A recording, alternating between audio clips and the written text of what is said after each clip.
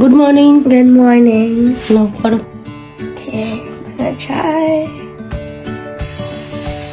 ব্যাস আন্না। এটা কি বানাচ্ছ?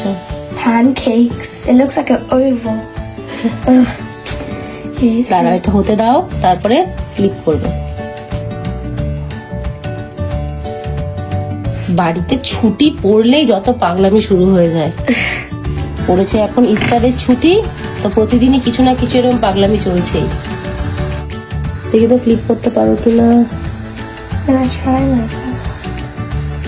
Oh, হবে। 3, 2, 1. Yay! ওয়াও, খুব সুন্দর হয়েছে কিন্তু। Nice. এটা কি আমার জন্য? Yes. গোল গোল হয়নি তো কি হয়েছে, টেস্ট তো একই হবে বল। Yeah. So should I not put it in the plate? না দাঁড়াও, আরেকটু হবে, একটু চেপে দাও।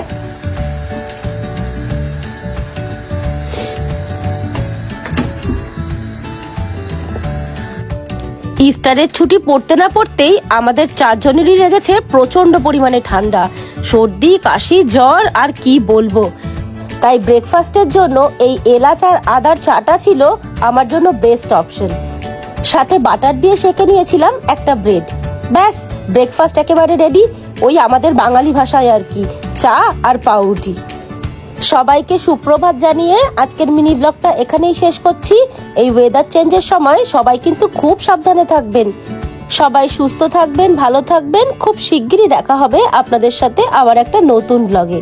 আমি আজকে প্যানকেকটা একটু মধু দিয়ে সার্ভ করলাম, যেহেতু খুব ঠান্ডাও লেগেছে, আর মধুটা ঠান্ডা লাগলে খুব কাজে দেয়। আপনারা চাইলে একটু নাটেলা বা চকলেট সিরাপ দিয়েও কিন্তু পরিবেশন করতে পারেন। Please like, follow and share.